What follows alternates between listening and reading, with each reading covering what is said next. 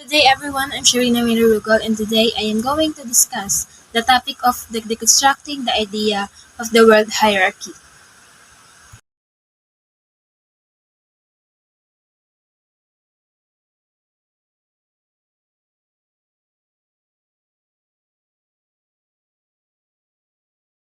Hierarchy is in the social sciences, it is a ranking of position of authority, often associated with a chain of command and control. And what is hierarchy in society? To begin, hierarchy refers to a ranking of members in social group based on the power, influence, or dominance they exhibit, whereby some members are superior or subordinate to others. It is said that hierarchy is a system rank categories from top to bottom. Now, ano po ang halimbawa ng isang hierarkiya? For example, in a typical family system, mayroong parents, which is the most authority, followed by the children, then followed by the pets. Nagkakaroon po ng pagkakasunod-sunod from the superior to subordinate.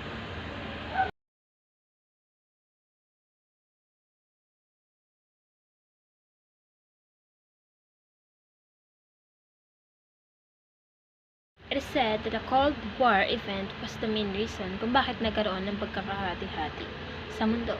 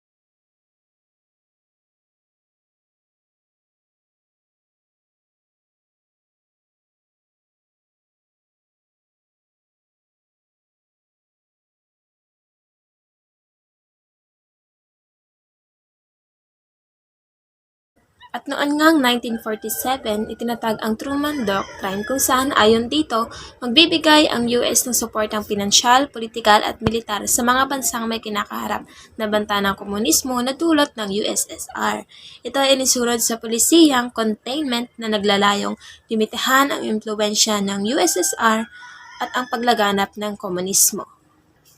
Dito ay kung saan natakot ang US na bumagsak ang iba't ibang bansa sa komunismo dahil maaari daw na magsunod-sunod ang ibang bansa at tinawag itong domino theory.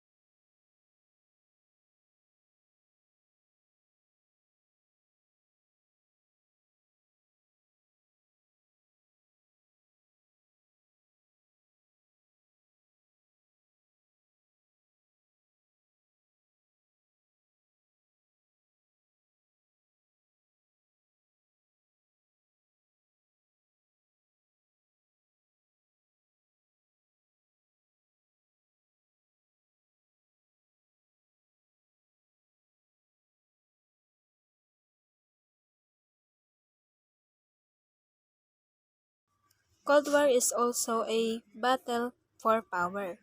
Dito kung saan makikita natin, it is a war kung saan ang dalawang bansa ay hindi gumamit ng weapon, kung saan ito ay pataasan kung sino nga ba sa dalawang bansa ang magaling mamahala.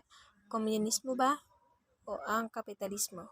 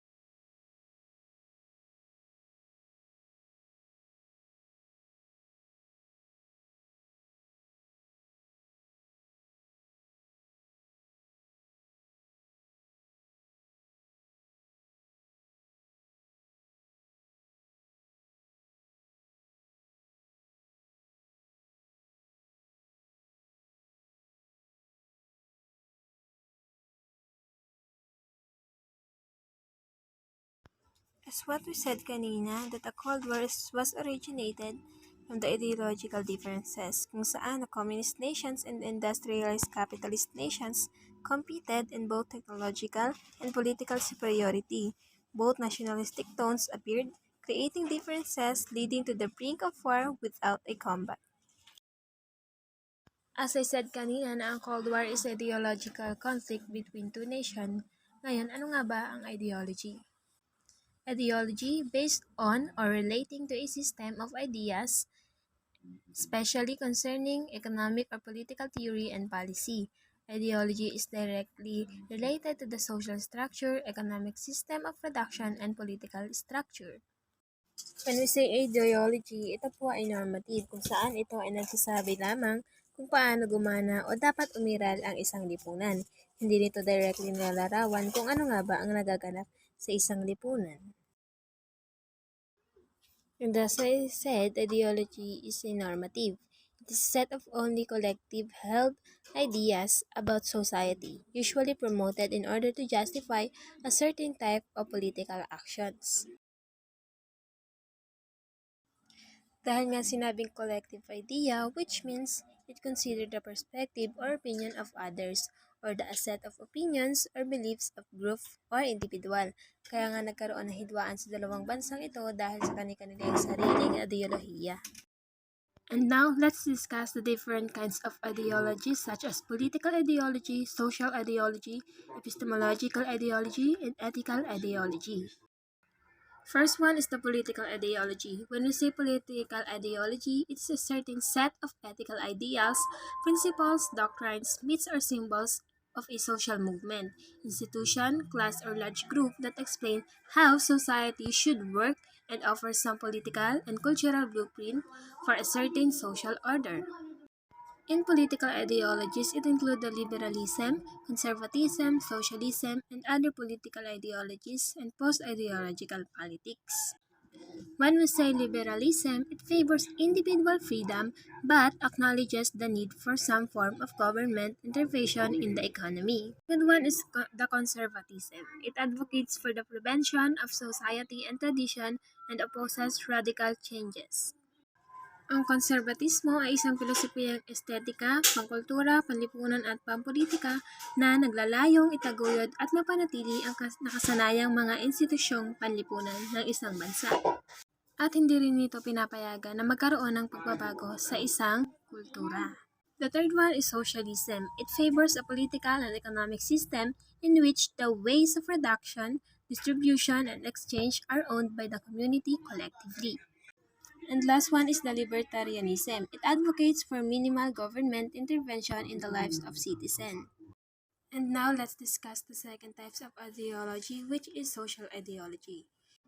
And now, ano nga ba ang social ideology? When we say social ideology within the field of sociology, ideology is broadly understood to refer the sum total of a person's values, beliefs, assumptions, and expectations. Pag sinabi nating sociology, it includes the studying of relationship between culture and society, examining the social movements or searching how communication affects the human behavior. There are 5 examples of sociological ideologies. It includes the racism, sexism, heterosexism, ableism, and last is the ethnocentrism.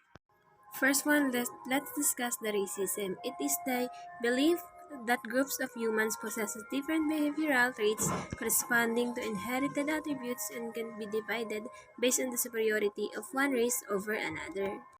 When we say racism, ito ay isang pagtatangi. Usually, nangyayari siya sa atin sa panahon natin ngayon, kung saan maaari itong isagawa sa pamamagitan ng panlalait sa isang tao dahil lang sa kulay ng kanyang balat, paniniwala, at pamumuhay. And now let's discuss the second type of social ideology, which is the sexism. Can be a belief that one sex is superior to or more valuable than another sex. Sexism imposes limits on what men and boys can and should do and what women and girls can do and should do. Kapag sinabi natin sexism, ito ay isang uri ng diskriminasyon sa isang tao o grupo ng mga tao batay lamang sa kanilang sexual na oryentasyon o sexual na pag-uugali. Isang halimbawa sa diskriminasyon ng sexism ay ang pagmamaliit ng mga kalalakihan sa kung paano ang paraan ng isang babae sa loob ng isang trabaho na kung saan ang iniisip nila ay lalaki lamang ang kayang gumawa nito. And now let's discuss the heterosexism. Heterosexism is a system of attitudes, bias, and discrimination in favor of female, male sexuality, and relationships. And now let's move to ableism. The types of social ideology mean that it is a discrimination of and social prejudice against people with disabilities based on the belief that typically abilities are superior. At its heart, ableism is rooted in the assumption that disabled people require fixing and defines people by their disability. There are 2 types of ableism, which is the physical ableism and the sanism or mental ableism. When we say physical ableism, it is a hate or discrimination based on physical disability. Ito ay kung saan ang isang tao ay nilalait dahil sa kanyang physical na disabilidad. Habang ang cynicism or mental ableism naman is discrimination based on mental health conditions and cognitive disabilities.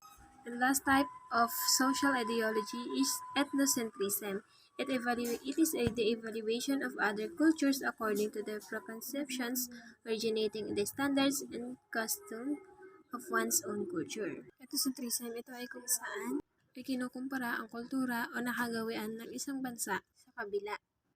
Isang halimbawa nito ay dito sa Pilipinas kung saan ang mga mamamayan ay mas pinipili na bumili ng mga imported na gamit kaysa ng sarili nilang produkto dahil sa paniniwalang mas maganda ang kalidad nito. And now, let's proceed to the next reporter kung saan i-discuss niya ang pagkakaroon ng first, second, and third world country o nagpagbubuklod-buklod dahil sa ideolohiya ng mundo na nagsimula noong Cold War. And once again, everyone, I'm Sharina Merarugal reporting about the construction of idea of hierarchy and the ideological conflicts that lead to the distribution of the first, second, and third world country.